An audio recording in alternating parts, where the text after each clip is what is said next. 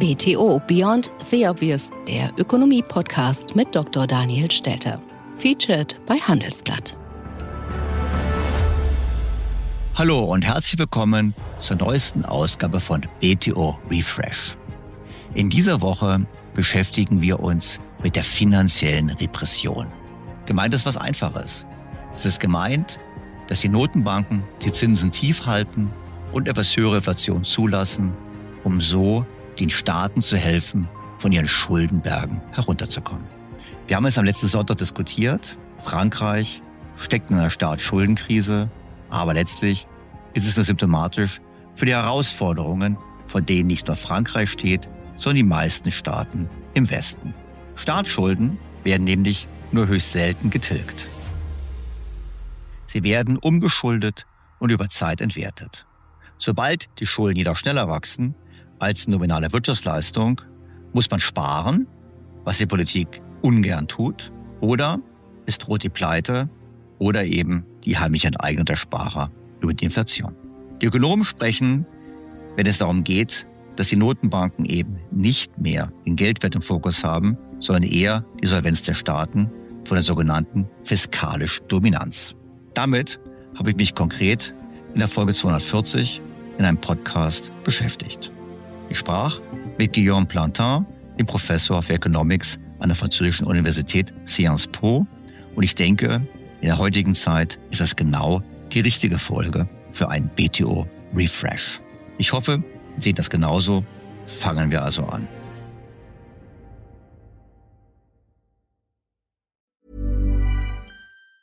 If you're listening to this, you're ready. Ready to join the industrial intelligence generation. A generation defined not by age, but by a shared mindset. To connect teams, accelerate efficiency, and drive innovation. Using the power of Aviva software to reshape industries. Turning real-time insights into real-world growth. Discover our stories at industrialintelligence.com. Join Generation I. Es gibt hohe Staatsschulden. Sparen wir die Schweden, das macht man nicht gerne. Ein Wachstumswunder durch Innovation mit künstlicher Intelligenz, äußerst unwahrscheinlich. Ein offener Bankrott, das kann ich mir schlecht vorstellen. Die Schuldenunion, die Franzosen so gerne möchten, kann kommen, vor allem dann, wenn die deutsche Regierung nicht versteht, was da passiert. Aber selbst eine Schuldenunion würde nur Zeit kaufen und das Problem nicht lösen. Die Politik hat nur eine Möglichkeit. Sie muss die Wachstumsrate der Schulden unter das nominale Wirtschaftswachstum drücken. Ein wesentlicher Hebel dazu sind tiefe Zinsen und höhere Inflation. Und für beides sind die Notenbanken zuständig. Das Ganze nennt man finanzielle Repression und dazu müssten Notenbanken natürlich unter die Kontrolle der Politik kommen, so wie es Donald Trump zurzeit versucht. In Europa wird es auch dazu kommen. Ruhiger am Ton, aber eigentlich faktisch schon Realität, wenn man auf die ganzen Programme der EZB blickt. Man spricht von fiskalischer Dominanz. Und genau diese haben wir in Folge 240 so besprochen. 3 französische Ökonomen haben zu dem Thema ein Modell entwickelt und in einem kurzen Aufsatz mit dem Titel Large Public Debts Need Not Imply Fiscal Dominance zusammengefasst. Übrigens, diese Studie ist, wie auch die bereits zuvor zitierte Studie, natürlich in den Shownotes zu dieser Ausgabe verlinkt. Die Autoren erinnern an den starken Anstieg der Schulden, die hier als die gemeinsamen Verbindlichkeiten von Staat und Notenbank definiert werden. Seit 2008 hat der öffentliche Sektor ein beispielloses Ausmaß an Verbindlichkeiten ausgegeben, entweder in Form von Staatsschulden, die ausstehenden Schulden entsprechen 125% des BIP in den USA und 100% im Euroraum, oder in Form von Zentralbankreserven, die auf mehr als 30% des BIP bei der FED und auf 60% bei der EZB gestiegen sind. Eine hohe Staatsverschuldung kann die Zentralbanken daran hindern, Preisstabilität zu erreichen. Anhaltend niedrige Realzinsen und Inflation haben bisher viele Beobachter dazu veranlasst, ein solches Inflationsrisiko als fiskalisches Phänomen herunterzuspielen. Das war im Jahre 2021. Heute wissen wir, dass die Schulden deutlich gestiegen sind und vor allem auch die Zinsen auf diesen Schulden. Genau dies haben die Autoren bereits damals zumindest als Risiko gesehen. Der jüngste Anstieg der Inflation sowie die angespannten öffentlichen Finanzen haben jedoch Bedenken geweckt, dass die fiskalische Dominanz immer wahrscheinlicher wird. Eine Reihe von Beobachtern macht sich Sorgen über die Fähigkeit der Zentralbanken, bei Bedarf die Zinssätze anzuheben oder die Zentralbankreserven zu reduzieren, um den Preisstabilitätsteil ihrer Mandate zu erfüllen. Solche Bedenken verdeutlichen die Gefahr eines Wechsels von einer monetären Dominanz, bei der die Zentralbank bei der Erfüllung ihres Preisstabilitätsziels keinem fiskalischen Hindernis gegenübersteht, zu einer fiskalischen Dominanz, bei der die Inflation durch die Solvenzbeschränkung der Staaten bestimmt wird. Mit dieser Verlagerung hin zur fiskalischen Dominanz könnte die Inflation, die derzeit als vorübergehend gilt, durchaus anhaltender werden. Und wenn wir nun auf die Ankündigungen achten, die Zinsen trotz nicht endgültig überwundener Inflation zu senken, könnte man genau diese Sorge haben. Im Kern sehen die Autoren es als Chicken Game an, als Feiglingsspiel zwischen der Notenbank und dem Staat. Wie dieses ausgeht, hängt von 4 Faktoren ab. Faktor 1. Die Nettostaatsverbindlichkeiten sind der entscheidende Faktor für die Entwicklung der Wirtschaft. Die kritische Variable, die das aktuelle Preisniveau bestimmt, ist die Nettostaatsverschuldung in den Händen des Privatsektors. Die Summe aus Zentralbankreserven und Staatsanleihen abzüglich derjenigen, die die Zentralbank hält.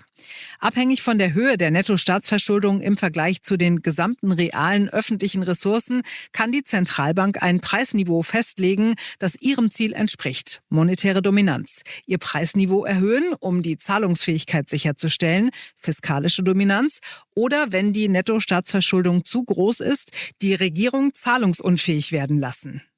Faktor 2. Fiskaldominanz herrscht dann vor, wenn die Fiskalbehörde ihre Fiskalkapazität erschöpft hat. Solange die Finanzbehörde über eine gewisse finanzielle Kapazität verfügt, kann die Zentralbank sich weigern, die Schulden wegzuinflationieren und die Finanzbehörde drängen, einen Primärüberschuss anzustreben, um die öffentlichen Nettoverbindlichkeiten zurückzuzahlen. Fiskalische Dominanz liegt also erst dann vor, wenn der Staat seine Fiskalkapazität erschöpft hat, sodass er keine zusätzlichen Einnahmen aufbringen oder Ausgaben kürzen kann. Faktor 3. Fiskalische Dominanz kann aus einer bewussten fiskalischen Maßnahme zur Überschwemmung des Marktes für Staatsanleihen resultieren. Der Staat könnte beschließen, große Defizite zu machen und den Anleihenmarkt zu überschwemmen, um die Zentralbank in Zukunft zum Handeln zu zwingen. Eine solche Entscheidung ergibt sich aus dem Vergleich der fiskalischen Gewinne aus fiskalischer Dominanz mit den Kosten, die mit einer Verzerrung der Fiskalpolitik zur Erschöpfung künftiger fiskalischer Kapazitäten verbunden sind. In unserem Modell sind diese letztgenannten Kosten auf die ineffiziente Verteilung öffentlicher Ausgaben im Lauf der Zeit zurückzuführen, beispielsweise aufgrund überhöhter Realzinsen. Übersetzt heißt das Folgendes. Wenn steigende Zinskosten das Budget übermäßig belasten und den Spielraum der Politik übermäßig einschränken, ist der Anreiz hoch, fiskalische Dominanz zu erzwingen. Damit kommen wir zum Faktor 4. Die Finanzbehörde bevorzugt nicht immer die fiskalische Dominanz. Wenn die Kosten größer sind als die fiskalischen Gewinne aus fiskalischer Dominanz, überwiegt die monetäre Dominanz, da es für den Staat besser ist, die Emission von Schulden einzuschränken. Dies geschieht, wenn die anfänglichen öffentlichen Verbindlichkeiten gering sind, wenn die Zinssätze sehr empfindlich auf die Emission von Staatsschulden reagieren, wenn die zukünftige Finanzkapazität groß ist und wenn die Finanzbehörde langfristig denkt. Diese Aussage, denke ich, trifft eingeschränkt wohl noch auf Deutschland zu. Könnte denn die Zentralbank mit eigenem Handeln verhindern, dass fiskalische Dominanz Realität wird? Die Autoren denken ja, weisen aber zunächst darauf hin, dass Quantitative Easing, also der Aufkauf von Wertpapieren, wie er seit 2009 erfolgt ist, genau das Gegenteil bewirkt. Quantitative Easing ist kein wirksames Instrument zur Vermeidung fiskalischer Dominanz. Jeder Kauf privater Vermögenswerte durch die Währungsbehörde erhöht die öffentlichen Nettoverbindlichkeiten und damit die fiskalischen Gewinne aus der fiskalischen Dominanz. Sofern keine anderen Überlegungen vorliegen, sollte die Zentralbank daher die Ausgabe von Reserven begrenzen, um das Risiko einer fiskalischen Dominanz zu verringern. Der Kauf von Staatsanleihen durch die Zentralbank ändert nichts an den fiskalischen Anreizen, den Anleihenmarkt zu überschwemmen. Die Rücklagen, die diese Käufe finanzieren, lassen die Netto-Staatsverbindlichkeiten unverändert. Die Zentralbank ist möglicherweise besser dran, eine vorbeugende Inflation herbeizuführen. Durch die Erhöhung der aktuellen Inflation verringert die Zentralbank den realen Wert früherer Verbindlichkeiten und erhöht so die Fiskalkapazität. Eine solche größere Fiskalkapazität reduziert die Anreize für die Regierung, eine fiskalische Dominanz auszuüben. Aus Angst davor, dass es zu fiskalischer Dominanz und damit Inflation kommt, soll also freiwillige Inflation die erzwungene Inflation verhindern. Naja, überzeugt mich nicht ganz. Ich denke, wir befinden uns schon in der fiskalischen Dominanz. Und deshalb glaube ich, es lohnt, das Thema jetzt zu vertiefen. Genau das mache ich jetzt mit einem der Autoren, mit Guillaume Plantin. What does it mean to move at the speed of AI? It means thinking big and moving fast. It means running like a 10-person team, even if it's just you. With Wix, it's possible. Create a website that's as unique as your business. Launch a new campaign or test new ways to make more money without slowing down. Think it, build it, scale it. All with AI on Wix. Amazon presents Kelly versus roommate's deviated septum. Absolutely annihilating a college student's sleep. A roommate's snores can sound like a werewolf mid-transformation. But Kelly shopped on Amazon and saved on a sleep machine, weighted blanket, and noise-canceling earbuds. Looks like Kelly just got her doctorate degree in crushing sleep. Save the everyday with college deals on Amazon.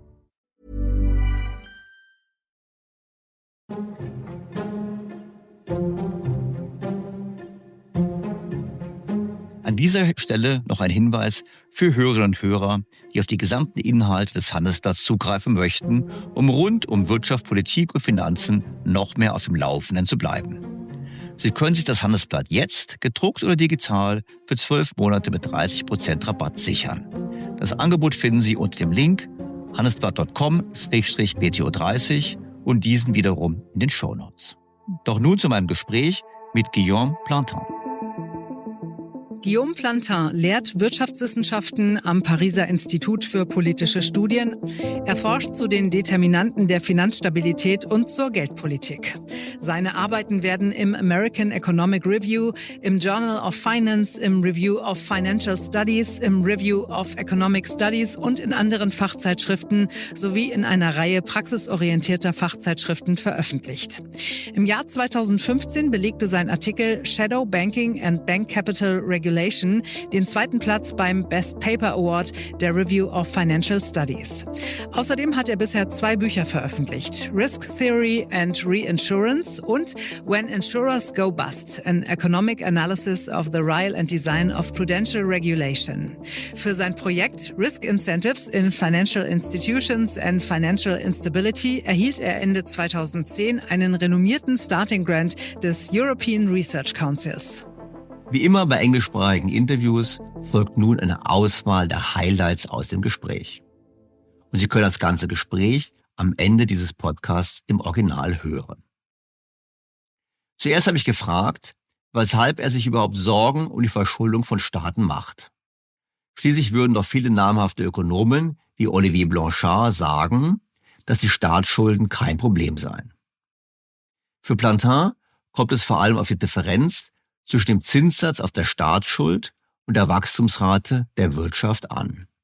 Since 2008, basically, we've had many bad shocks, and the response in many jurisdictions has been to increase the public debt. And the proponents of this policy said, yeah, but that's a smart thing to do because interest rates on this debt are much lower than growth rates, even though the return on capital overall can be pretty high. Seit 2008 haben wir viele schlimme Erschütterungen erlebt und die Reaktion vieler Länder hat darin bestanden, die Staatsverschuldung zu erhöhen. Die Befürworter dieser Politik sagen, das ist eine kluge Sache, denn die Zinssätze sind viel niedriger als die Wachstumsraten, auch wenn die Kapitalrendite ziemlich hoch sein kann. Denn die Zinsen auf der Staatsverschuldung sind ziemlich niedrig, weil die Investoren nach sicheren Vermögenswerten streben. Daher ist es eine gute Idee, öffentliche und private Schulden zu machen. Es ist ein guter Zeitpunkt, eine Menge Schulden mit sehr langen Laufzeiten zu emittieren, denn wir erwarten eine Wachstumsrate, die über dem Zinssatz liegt. Wie auch bei Unternehmen wäre es mit den freien Cashflows ein leichtes, die Schulden zurückzuzahlen. Deshalb ist insbesondere die Staatsverschuldung stark gestiegen. Entscheidend ist die Differenz zwischen der Wachstumsrate und dem Zinssatz für Staatsschulden. Um die Schulden zurückzuzahlen, muss die Differenz, der Spread, über einen längeren Zeitraum groß sein. The spread between the growth rate and the interest rate on public debt to help repay the debt, then the spread needs to be large for a fairly long time. Das Problem kommt natürlich, wenn es entweder kein Wachstum gibt oder aber die Zinsen steigen. The government as a whole is subject to a budget constraint, including an intertemporal one. And if you have a lot of debt, very little taxes, something has to give. Either you default on your debt, or you raise your taxes, or you let inflation, or you lose control of inflation. There are several. Die Regierung unterliegt einer Budgetbeschränkung, vielleicht auch nur einer vorübergehenden. Sie bedienen entweder ihre Schulden nicht oder sie erhöhen die Steuern oder sie lassen Inflation zu oder sie verlieren die Kontrolle über die Inflation. Es gibt mehrere konkrete Mechanismen, auf die es ankommen kann.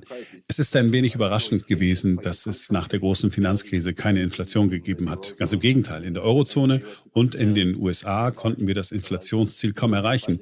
Der Anstieg der Inflation nach Corona war ein wenig überraschend, auch wenn es unterschiedliche Erklärungen dafür gibt. Ich würde sagen, dass es sich um eine Niederlage des Teams Inflation ist vorübergehend gegenüber dem Team Inflation kommt dauerhaft zurück handelt. Denn ja, wir kehren zur normalen Inflation zurück. Es waren dafür beispiellose Maßnahmen der Zentralbanken erforderlich. Und angesichts der steigenden Inflation sind die Realzinsen zwar niedrig geblieben, weil die Inflation hoch war, aber wir tendieren zu Realzinsen, die steigen bestenfalls auf Wachstumsniveau, vielleicht auch höher. Müssen wir uns darüber keine Sorgen machen? Doch. To issue a lot of long debt because people are willing to buy it. This view has been revisited a bit. So I think that's how things have evolved. Für Plantin sind dabei Staatsschulden die Schulden des Staates, die der Privatsektor hält, zuzüglich der Verbindlichkeiten der Notenbank, also die Zentralbankreserven, die das Bankensystem hält. The best measure of Der beste Maßstab für die Staatsverschuldung, auf den es ankommt, sind die öffentlichen Nettoverbindlichkeiten, die sich in Händen des Privatsektors befinden, in Form von Zentralbankreserven oder von Staatsanleihen. Ich habe ihn dann gefragt, weshalb er die verdeckten Verbindlichkeiten der Staaten nicht mit einrechnet. Er begründet dies mit der anderen Wahrnehmung dieser Verbindlichkeiten in der Öffentlichkeit. Würde der Staat entsprechende Versprechen kassieren, würde man das nicht als Zahlungsunfähigkeit wahrnehmen, sondern eher als unbequeme oder aber erforderliche Reform.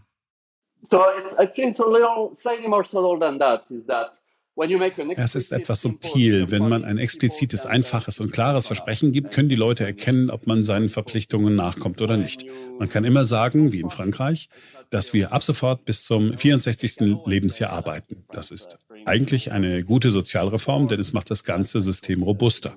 Es ist einfacher, die Nichteinhaltung eines Versprechens zu verkleiden. Das ist nicht explizit, es ist vage. Eine gute politische Entscheidung, die nicht an frühere Zusagen gebunden war. Wenn Sie umgekehrt versprechen, Ihre Anleihe zurückzuzahlen und Sie die Anleihe nicht zurückzahlen, können Sie das nicht erklären. Ich denke, da ist was dran. Es ist leichter, auf inoffiziellen Schulden pleite zu machen, als auf offiziellen. Das bedeutet aber auch, dass Plantin kein Anhänger der Modern Monetary Theory ist, denn diese würde ja in Staatsschulden gar kein Problem sehen. So I agree with the premises that the government earns Ich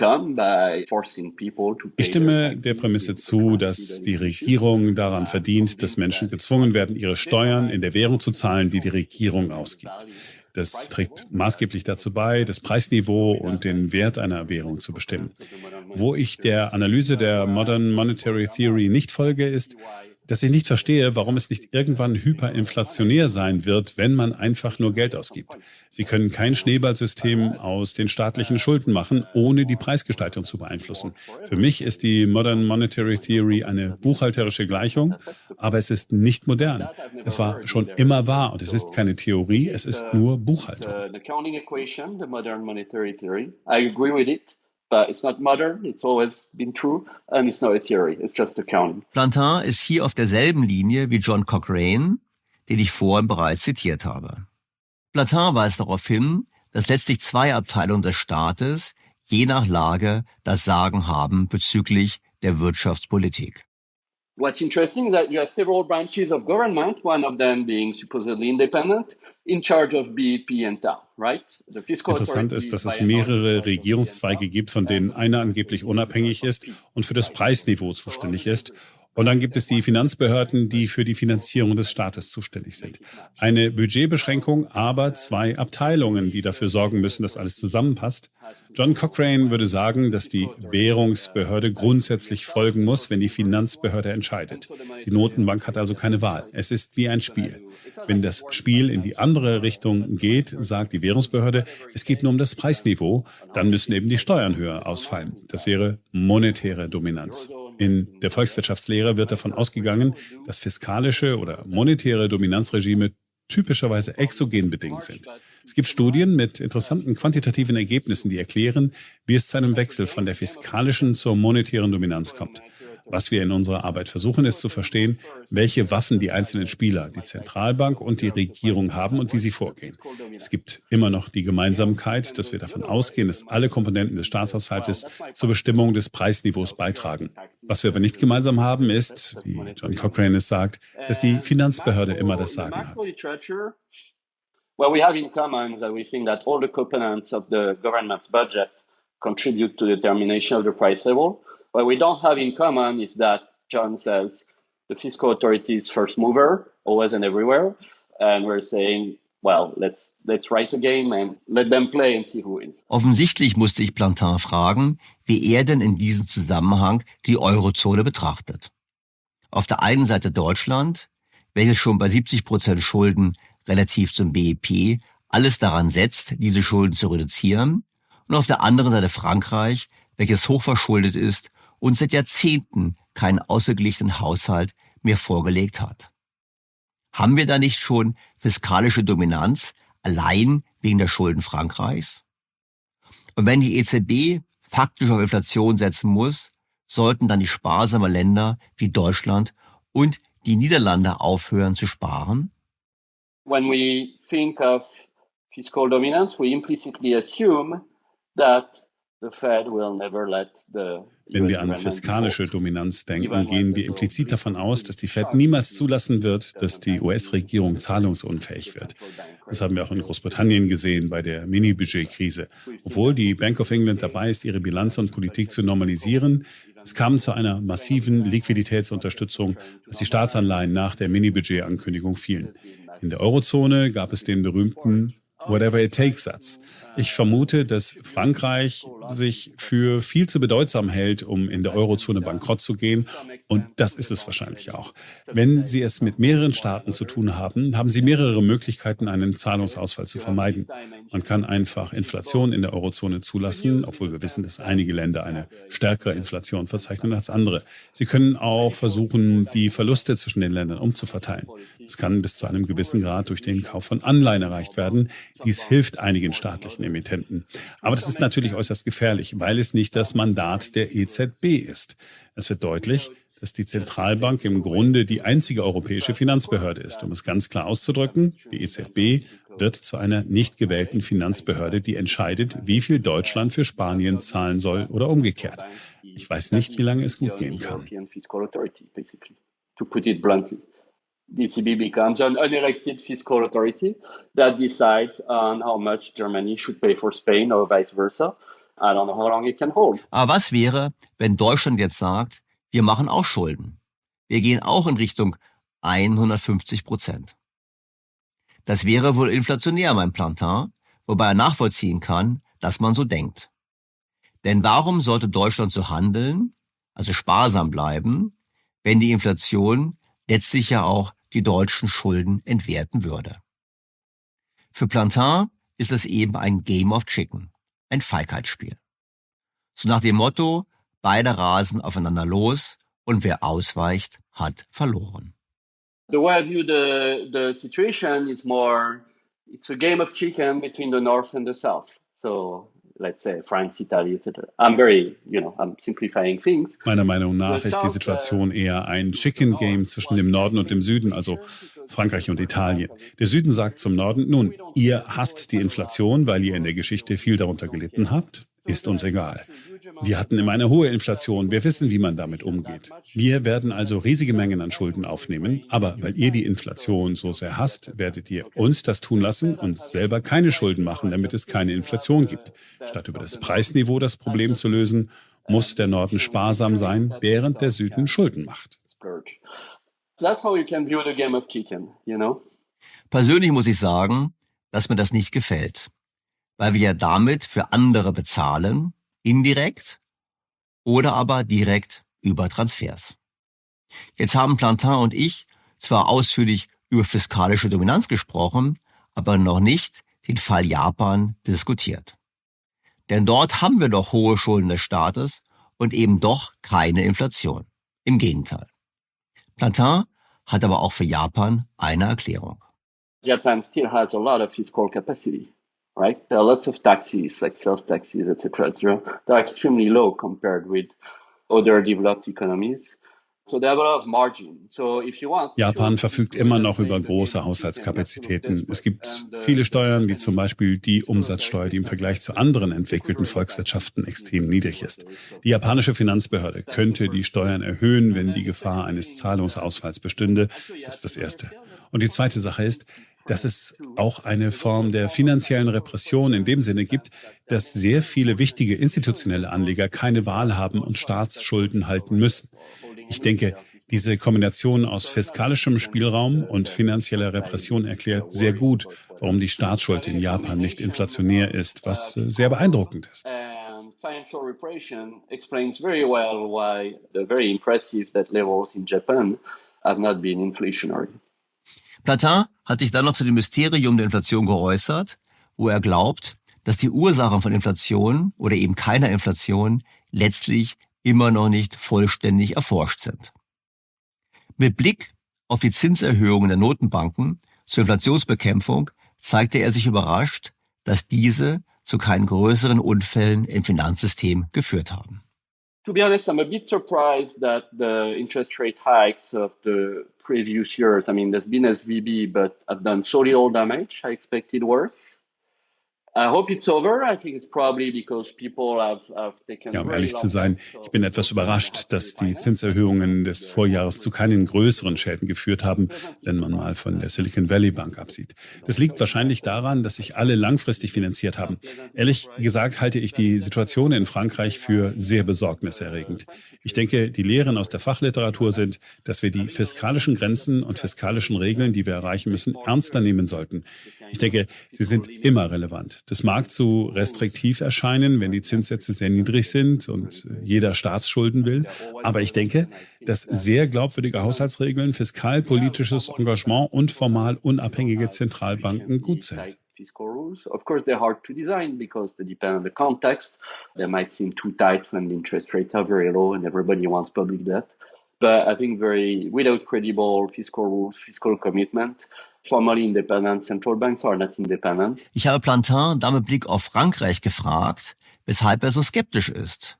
Und seine Antwort sollte uns alle sehr besorgt machen. Wir haben keine fiskalpolitisch verantwortliche Partei mehr. Wir haben nur Parteien, die das Defizit erhöhen wollen und sich einfach nicht darüber einig sind, wie das geht. Die einen wollen die Steuern senken, die anderen wollen die Ausgaben erhöhen. Es ist wie bei den Demokraten und Republikanern. Wenn sich alle Parteien einig sind, wird das Defizit explodieren. Sie sind sich nur nicht einig darüber, wie. Ich glaube nicht, dass das für die Entwicklung der öffentlichen Finanzen sehr gut klingt. Und das ist es, was mir ein wenig Sorgen bereitet. Soweit ein paar Auszüge aus meinem Gespräch mit Guillaume Plantin. Wie gesagt, gleich am Ende des Podcasts in voller Länge im Original.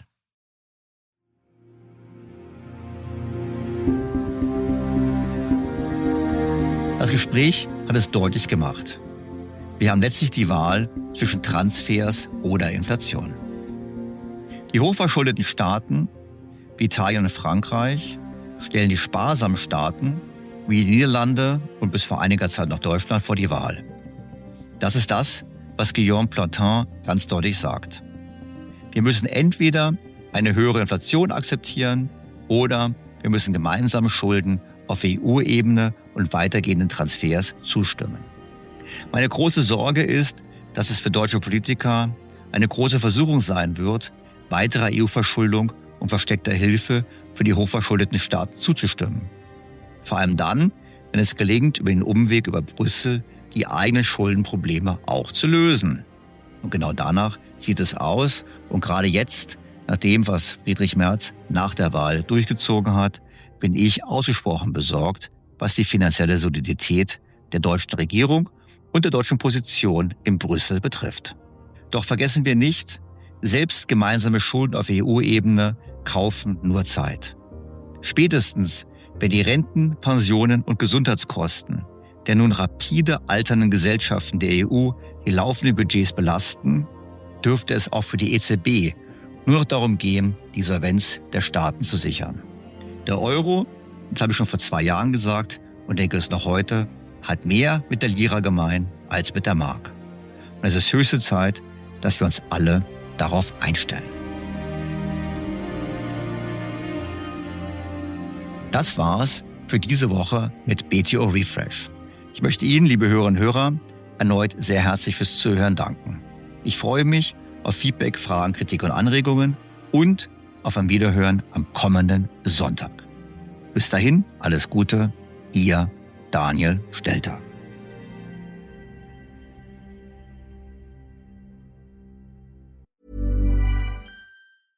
How many times have you wished you could be in 2 places at once?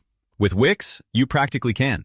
Wix's website builder is packed with powerful AI tools to make running your business online easier. Build a full site just by talking with AI. Get an AI agent to manage your sales and marketing. Or work like a 10-person team, even if it's just you. So you don't need superpowers to get everything done. You just need Wix. Try it now for free at wix.com. Dear Professor Plantin, a very warm welcome to my podcast. It's a great honor having you here. Thank you very much for having me here. Professor Plantin, you wrote a paper with 2 colleagues on large public debts need not imply fiscal dominance, which basically also could be translated in my words that if debts are too high, we get fiscal dominance. So before we get started, why do you look into public debt? Because if you think about Professor Blanchard, for example, your colleague, he said, well, we should not worry about public debt. There's no issue at all. Interest rates are low. Okay, interest rates have come up, but it's not an issue. So why do you think public debt matters? Well, I think, as is very well known, the main driver of the long-term sustainability of public debt, holding fixed for simplicity the path of primary surpluses of the government, is the difference between the interest rate on that debt and the growth rate of the economy. And the reason people like Olivier Blanchard, although it's sometimes, I gather that he has changed his mind a little bit at some points, and rightly so, I think. The reason many observers, including myself, thought that the massive expansions of not only public debt, all public liabilities, central bank reserves and public debt since 2008, basically, we've had many bad shocks, and the response in many jurisdictions has been to increase the public debt. And the proponents of this policy said, yeah, but that's a smart thing to do because interest rates on this debt are much lower than growth rates, even though the return on capital overall can be pretty high, higher than growth rates. The return on public debt and there are several reasons, explanations for that, are pretty low. People are scrambling for safe assets. They're willing to pay big convenience yields on that, nominally safe assets. So it's a good idea to issue a lot of debt. It's a good idea to make public debt, and private too, actually. Corporations have done the same thing before COVID. It's a good time to issue a lot of debt very long, because given the rates that we lock in and the growth rate that we expect of the economy, this rate will repay itself. This debt will, in the case of public debt, repay itself. And in the case of corporation, it would be easy with the free cash flows to repay that debt. And so that's why that public debt in particular has grown a lot. Of course, one question is, if you really want the spread between the growth rate and the interest rate on public debt to help repay the debt, then the spread needs to be large for a fairly long time.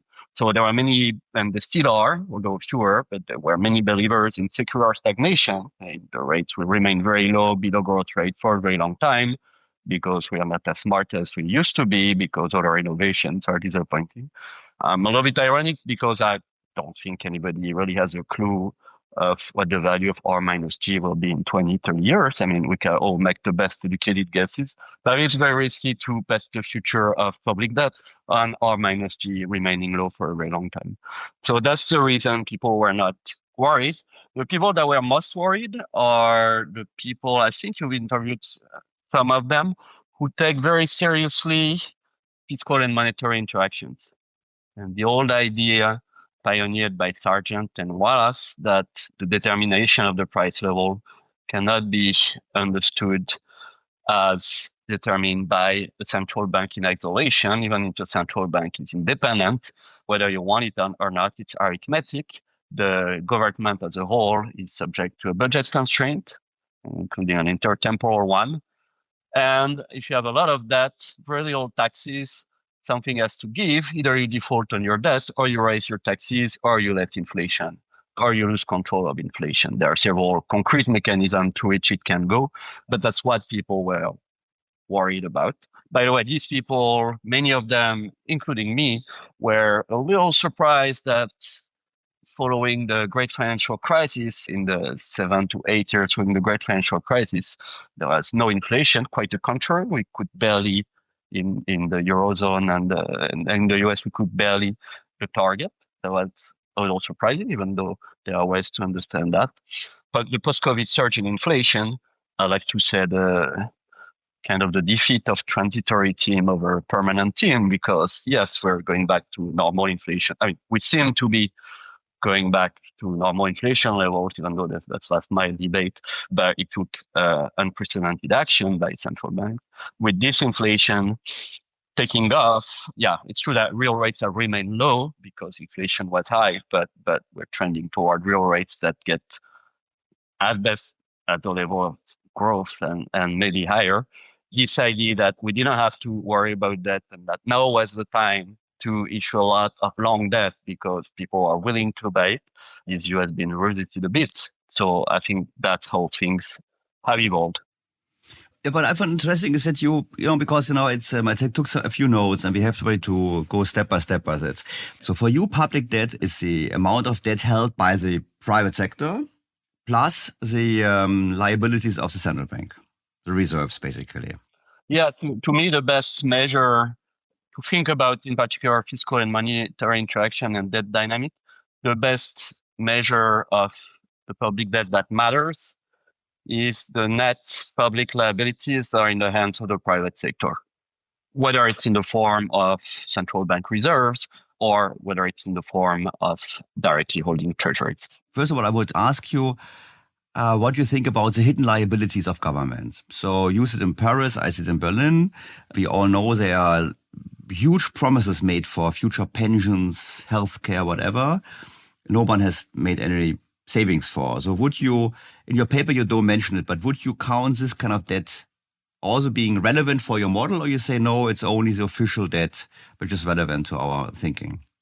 Well, no, I mean, it's hard to, if you think that people are at least collectively more or less rational and understand when they buy public debt, it's hard to make the case that whether something is booked or not has an impact on people's behavior. Okay, so the only extent to which whether debt is official in some sense, like it's booked in some sense, or not, matters is it can affect people's beliefs in the government's ability to default on it.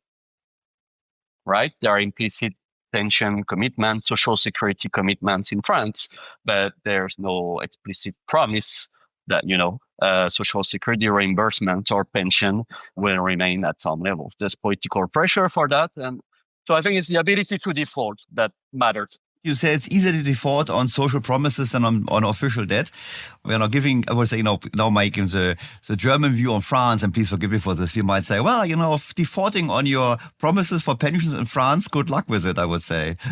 No, I think it's a little slightly more subtle than that, is that when you make an explicit, simple, clear promise, people can tell if you default or not, and it can be punished for defaulting.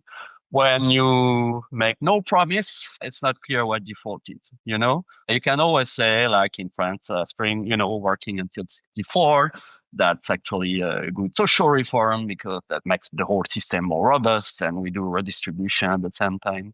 It's easier to disguise default on a promise that's not explicit and that's vague on some policy decision that was not bound by earlier commitments than when you promise to repay a bond and you don't repay the bond that you cannot explain. That's clear. A second point for me would be, so you are clearly not in the camp of the people who believe in this modern monetary theory, because those people would say it doesn't matter. The government can print the money all the time and therefore there's no issue. Or would you say, no, Daniel, actually MMT is actually fiscal dominance? Yeah, I actually love the modern monetary theory. My only issues about it is that it's not modern and it's not a theory. It's writing the budget constraint of the government. As long as, we get the arithmetic right, I agree with them. But because it's not a theory, I think the predictions of the proponents of MMT tend to vary with the conjunctures in ways I don't always understand. But with the premises of the theory, I completely agree. That's actually what I'm working on right now. I love the fiscal. I believe strongly. I'm a strong believer in the fiscal foundations of the determination of the price level, and believing that it's important. Maybe it's not the only source, but it's important. There's a difference between euro, dollar, and Bitcoin. I have sympathy for the modern monetary theory. So I agree with the premises that the government earns income by forcing people to pay their taxes in the currency that it issues. I'm convinced that it's what it contributes strongly to determine the value, the price level, the value of this currency. So with that, I completely agree with the proponents of the modern monetary theory. But where I don't follow their math is I don't see why keeping everything else fixed and issuing a lot of money will not be hyperinflationary at some point. But, unless we're in a R smaller than G world forever, where you can do a Ponzi scheme on your public liabilities and not affect the price level. But that I've never heard in their theory. So to me, it's an accounting equation, the modern monetary theory. I agree with it, but it's not modern. It's always been true. And it's not a theory. It's just accounting. That's true. I would agree there. So basically, you are in the camp of John Cochrane with his fiscal theory of the price level, because I had him in my podcast, so my loyal audience knows his thesis, and clearly I found it interesting, but I found it a little bit like, well, you assume basically the total efficiency of everyone, that a person going for the boulangerie now or for the buying a baguette, that he knows that the French government debt is now in a level where basically it's only sustainable with higher price level, and that's why prices go up. I might follow it, but I still think it's a bit of a long shot assuming that the markets are as efficient. So it's interesting that you mentioned John Cochrane's work. Actually, so his work has had a lot of influence on me. It was extremely useful. That clarified a lot of things. I mean, it's because of a few people, including him, that my research used to be, I don't know if you've looked more in banking, finance, and now I'm more of a monetary theorist. And I don't know if I should thank him or be resentful for that, but that's a large part because I was very interested in his work and it was very eye-opening that I been working mostly on this question over the last years.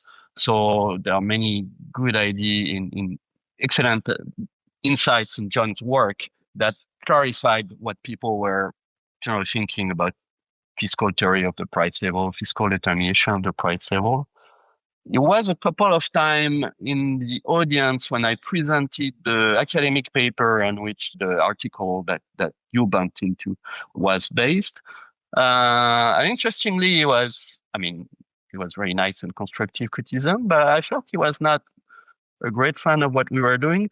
What I saw was missing in John's work, and that we tried to do probably very imperfectly, is, so the starting point again is accounting, is the budget constraint of the government. The real value of nominal debt has to be equal to the real value of taxes. And the debt, what you repay, you can default. The price level and the taxes have to be such that this is true, right? If you call B, sorry for the equation, I will use only one, it's very simple. If B is the nominal debt, P is the price level, and tau are the real taxes, then B over P has to be equal to tau. You can either default on B if B is too high, you can increase tau if tau is too small, or you can inflate the economy to inflate away your debt, but it has to hold as an equality, right? And what's interesting is that you have several branches of government, one of them being supposedly independent, in charge of B, P, and tau, right? The fiscal authority is by and large in charge of B and tau, and the monetary authority is in charge of P, the price level. So how do they agree, right? You have one budget constraint, but two people who have to make it match. Well, John says basically the monetary authority has to follow when the fiscal authority decides on B and tau. It's the first mover, if you want. And so the monetary authority has no choice. It's not like it works by magic, but the monetary authority will do whatever it takes. It depends on how you think price level is determined. Is that, like in the Eurozone, like in the US? But the monetary authority will ensure that B over P equals tau. John will probably find it too harsh, but to summarize, fiscal dominance is assumed. It's like a game of chicken between the fiscal and the monetary authority. If the fiscal authority moves first and says, that's my debt, that's my taxes, now figure out a price level that works, that's fiscal dominance. If the game of chicken goes the other way, if the monetary authority says, well, that's my price level, now figure out the taxes that will make you repay your debt, that's monetary dominance. And in the macro literature, whether we're in a fiscal or monetary dominance regime is typically exogenously assumed. So John assumes fiscal dominance. There are papers in which there are articles that have interesting quantitative results to explain the recent events in which there are switches from fiscal to monetary dominance, but they're like exogenous shocks, like productivity shocks, so you don't know where they come from. And what we're trying to do in our paper is open the hood of this game of chicken. Try to understand what are the weapons of each player, the central bank and the government, and how they're going to play. Okay? That's how I would position what we do compared to John's. So there's still this, what we have in common is that we think that all the components of the government's budget contribute to the determination of the price level. What we don't have in common is that John says the fiscal authority is first mover, always and everywhere. And we're saying, well, let's write a game and let them play and see who wins. So, but this leads me now to probably the specific case of Europe, because, we have the Eurozone, we have the ECB, which is formally independent. On the other hand, we've got independent fiscal autonomous states. And if I just compare Germany, Germans are obsessed with the government debt because of our history, because of the inflation. So we worry already when government debt is creeping in the direction of 70%.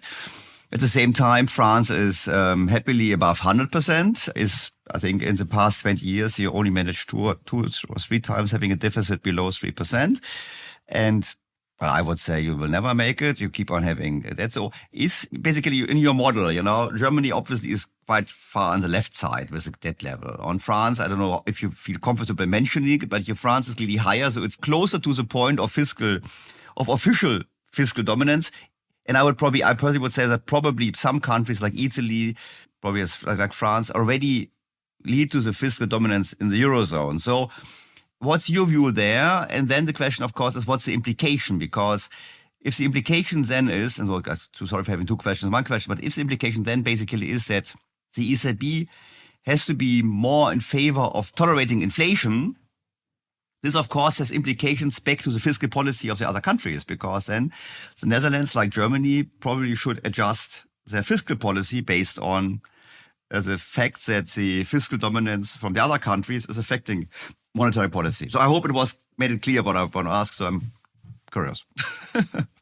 If you use the framework I just described with this game of chicken between one fiscal authority, like in the case of the US, that maybe, it's not as explicit and as dramatic as that, but would like help from the central bank with its debt, and is going to let the debt blow up so that the central bank will feel compelled to let the price level help repay the debt.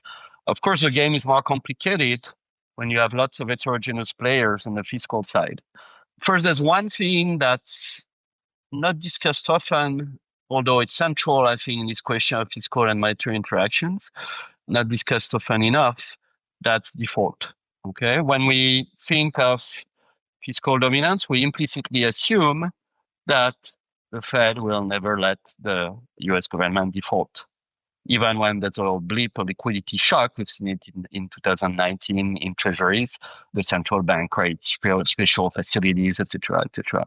We've seen that also in the UK with the mini budget debacle, even though the Bank of England was in the process of trying to normalize its balance sheet and policy, there's been massive liquidity support when there were issues with the treasuries following the mini budget announcement. In the Eurozone, there's the famous whatever it takes sentence. It was a very important sentence that revealed, I guess that's people's beliefs now, that Italy, even smaller economies, I'm not saying that in any negative or derogatory way, smaller economies of the Eurozone, probably my best guess, I don't know if it's yours, is that the ECB would always do whatever it takes to avert default, even if these countries have not behaved well fiscally. And I guess France views itself as probably way too big to fail in the Eurozone, and it's probably right. So yeah, the fact that we know now since the whatever it takes sentence that it's likely that the ECB will never let major sovereign default in the Eurozone create that big risk for fiscal dominance. The question is more, and I'm thinking out loud because I haven't really thought about the problem, but when you have several sovereign issuers, you have several ways to avoid default. You can just affect the overall price level in the Eurozone, although we know it's never really like that. Some countries will get more inflation than others. Or you can try to redistribute fiscal losses across countries also. And that can be done to some extent through the bond trading, subsidizing some bonds more than others through the action of the central bank. Okay, so you have this dimension, which is both good news in the sense that, yeah, the ECB has, in a sense, some additional fiscal dimensions to monetary policy, can through redistribution, subsidizing more bonds, some bonds more than others, to some extent help some sovereign issuers without just inflating away everything. But of course, that becomes extremely dangerous because that's off mandate. I mean, that's explicitly in the mandate. And it becomes obvious that the central bank that the ECB is the only European fiscal authority, basically, to put it bluntly. The ECB becomes an unelected fiscal authority that decides on how much Germany should pay for Spain or vice versa. I don't know how long it can hold. But if is this fiscal authority also benefiting from the low debt levels of Germany? So, because, one point is, of course, are Germans willing to do so? But the question clearly is, if Germany now were to follow France and say, look, we take on bad debt and so on and so on, would this move the whole Eurozone closer to the point of default in whichever way? Or does it not matter? Because the question is, isn't the German low debt level increasing the credibility of the ECB?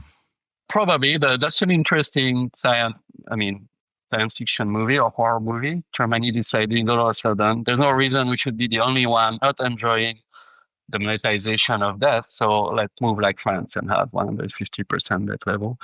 Well, that would translate into inflation, I think, rather than before. We get closer to hyperinflation. Yeah. If it's true that this would lead then to higher inflation, then it would be even more rational for Germany to go down this path. So you said it, it's now we are brainstorming now, and I don't expect you to, but I think it's very interesting because you look, your model is it's quote unquote, it's simple. You basically say if you have solid government finances, the central bank can do whatever it needs to do in order to stabilize the price level. When you're above a certain threshold, the central bank is not as free anymore. That's what we've seen in the Eurozone over time, and it comes Mario and whatever it takes, and then comes, we have asymmetric buying of Italy and whatsoever. So we go further down this path. Normally, your model is for one country with one central bank, but now we have several countries with one central bank, and then it gets interesting. Yeah, the way I view the situation is it's a game of chicken between the North and the South. So let's say France, Italy, etc. I'm simplifying things. The South says to the North, well, you guys hate inflation because you've suffered a lot of it in history. We don't care. We've always had a lot. We know how to deal with it. We don't care.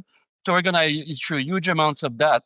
But because you hate inflation that much, you will let us do that, and you will refrain on your side because you'll be the adjustment. Okay? So instead of having the price level adjusting, you have the debt of the North adjusting and being sufficiently restrained that the South can splurge. That's how you can view the game of chicken, If we hate inflation, we have to be virtuous for the South. So, but if we spoke about Europe, but if people listening to us would say, well, it's funny what to talk about because let's look to Japan. In Japan, we have extremely high debt levels. We have an extremely high share of government debt held by the central bank. So in your model, I would have said it's fiscal dominance. I might be mistaken, but I would say they are in a fiscal dominance world. But still, they have no real inflation. They just picked up now with the inflation worldwide. So isn't Japan demonstrating that your model is pure theory because the practical point where you run into inflation and whatever is very far out? Actually, it's kind of a softball because it's very easy to reconcile a fiscal theory of the price level, not my model in particular, any model with the Japanese situation. Well, but let's take our model. What we predict is that you have fiscal dominance when the fiscal authority has really put itself in a corner, right? Has decided to exhaust its fiscal capacity, raise as many taxes as is socially acceptable, and have a huge amount of debt. And now the central bank understands that the fiscal authority will not do any fiscal adjustment. It will default because that's its best option. It's in a corner. So that's when the monetary authority will accept to let the price level go or to monetize the debt. Japan has always had and still has, I'm not an expert of Japanese public finances, but I've read many times that Japan still has a lot of fiscal capacity, right? There are lots of taxes, like sales taxes, etc., that are extremely low compared with other developed economies. So they have a lot of margin. So if you want to be good at playing the game of chicken, you have to look desperate. And the Japanese fiscal authority is not that desperate. They could raise taxes if needed, if there was a risk of default. That's the first thing. And then the second thing is that, and actually at another scale, that's partially true to France too. There's also a form of financial repression in the sense that there are many very important institutional investors that have no choice but holding sovereign debt, or holding anything else is prohibitive. So it's not like they can ditch the debt or stop buying it if they're worried about whatever. So having a combination of fiscal room and financial repression explains very well why the very impressive debt levels in Japan have not been inflationary. Would you also bring into perspective the trade balance? Because I think Japan always has a trade surplus, and in addition, Japan is a very rich country. I think it's a country with the highest level of foreign investments. In contrast to the UK, because you mentioned the trust before, the UK is running a deficit, is highly indebted outside of the UK, and basically, it of course, makes it more difficult because you are, MNT would say it's not true, but I would say you're still depending on credit from abroad.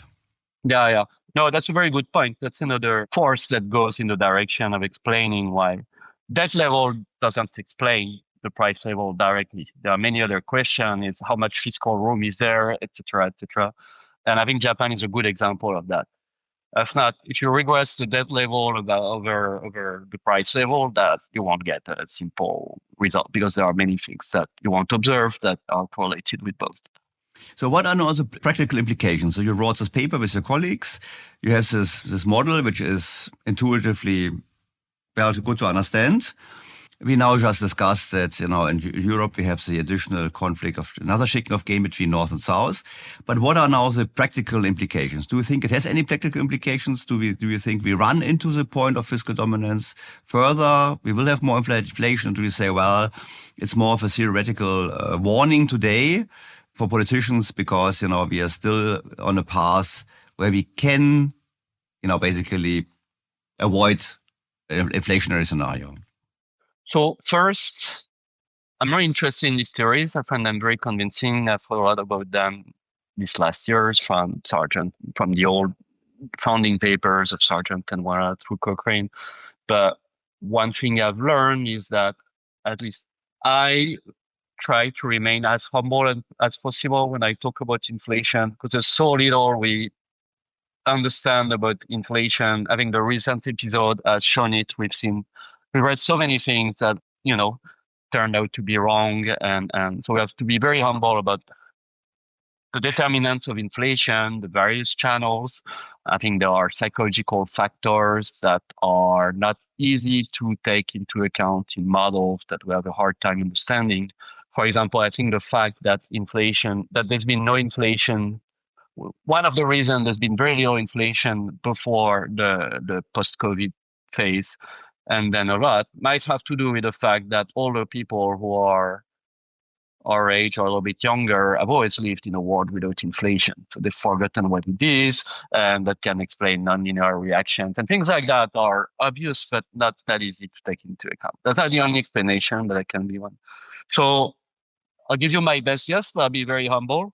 I think fiscal and monetary interactions have not been as important as people like me or models like the ones that predict they should have been so far.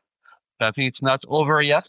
It's often the case with inflation, with very aggregate macroeconomic evolutions, that what goes on in the real world ends up looking like what was predicted in the models, but things are much more protracted. The economy evolves in a much more protracted way than we model it.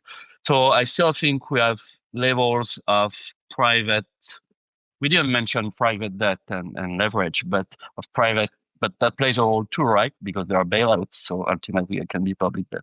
So levels of private and public debt are still very high.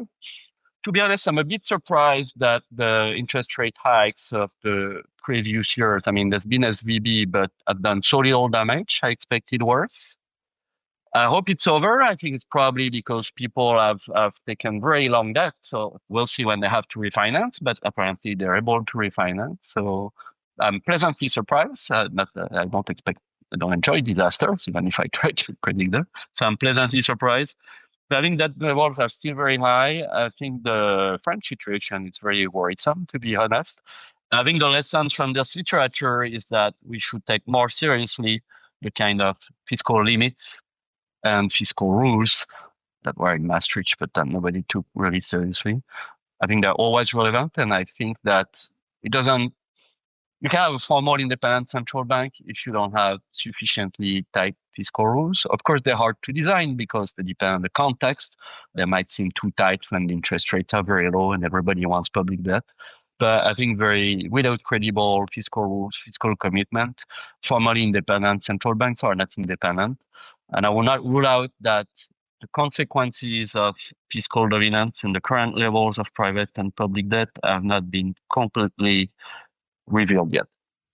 When you say France, you're worried about France. I know that France is the country with the highest debt level in the Eurozone if you combine public and private debt. And clearly private debt can be an issue. And I'm actually in your camp. I was also surprised that we didn't have more accidents due to high interest rates, but they might still happen down the road. And we've seen in the US, we've seen it with the banks a little bit. So Why are you, because you made this comment that you're worried about France, why are you worried? Because of the total debt level, or what makes you more worried, if I may ask? Maybe I'm more worried because I know the situation better. It also has to do with the political situation. So it's very different from the US, but it has something in common in the US is that we no longer have a fiscally responsible party. We have only parties who want to increase the deficit. They just disagree on how to do it. Some want to cut taxes, some want to raise expenditure. It's like the Democrats and the Republicans, okay? But when all the parties agree that the deficit should blow up, they just disagree on how. I don't think it sounds very good for the trajectory of public finances. That's what worries me a bit about France. Well, it should also worry me about Germany, given our discussion before. So, because I found it very interesting, these thoughts. And, we have, I had another discussion partner, Ingo Sauer, I don't know if you heard about him, he's a German, and he came up with a theory saying that the qualities of the assets of the central bank's balance sheet matter for the inflation. So it's a different approach. He looked into the hyperinflations in the past, and he said once the quality of the assets was bad, for example, they buy too much government debt, where you see the value is not there, it also fits into this picture, because if you have more fiscal dominance, the central bank has to buy more government debt, and then you can say, well, the quality of the government debt is not as bad. So obviously, many people are somehow worried and say down the road, it might lead to inflation because of the combination of fiscal dominance and monetary policy whatsoever. So what are your next steps on research? You said, you are now in the monetary research camp. So what will you look now next? So I'm still interested in the link between public finances overall and the determination of the price level, trying to understand the contribution of fiscal and monetary policies to the determination of the price level.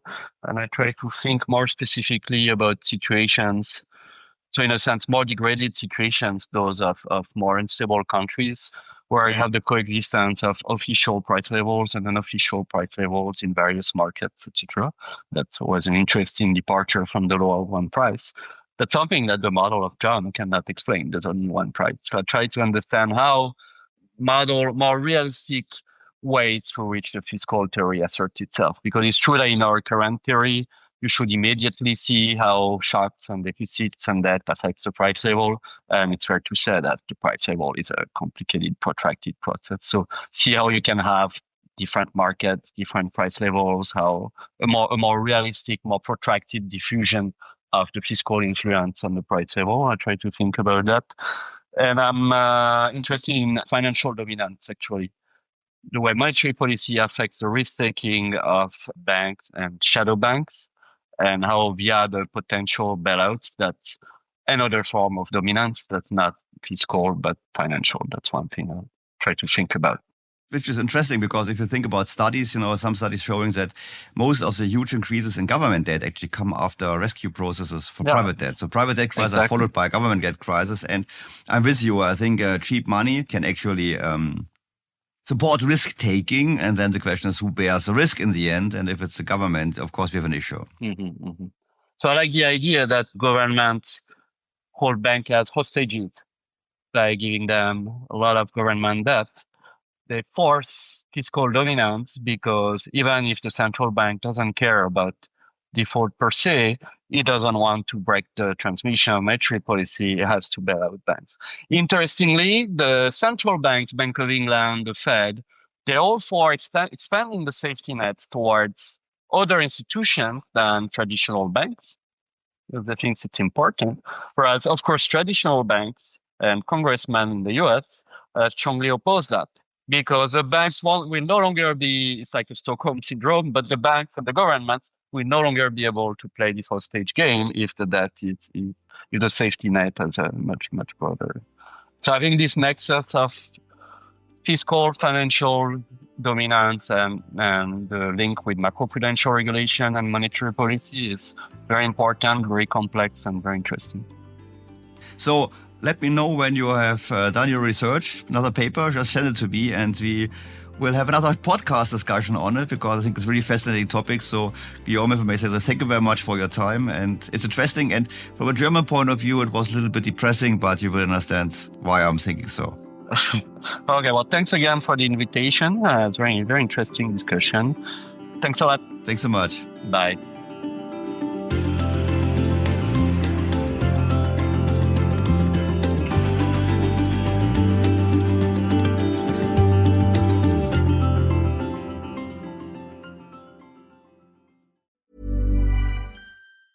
If you're listening to this, you're ready. Ready to join the industrial intelligence generation. A generation defined not by age, but by a shared mindset. To connect teams, accelerate efficiency, and drive innovation. Using the power of Aviva software to reshape industries. Turning real-time insights into real-world growth. Discover our stories at industrialintelligence.com. Join Generation I. How many times have you wished you could be in two places at once? With Wix, you practically can. Wix's website builder is packed with powerful AI tools to make running your business online easier. Build a full site just by talking with AI. Get an AI agent to manage your sales and marketing. Or work like a 10-person team, even if it's just you. So you don't need superpowers to get everything done. You just need Wix. Try it out for yourself at Wix.com.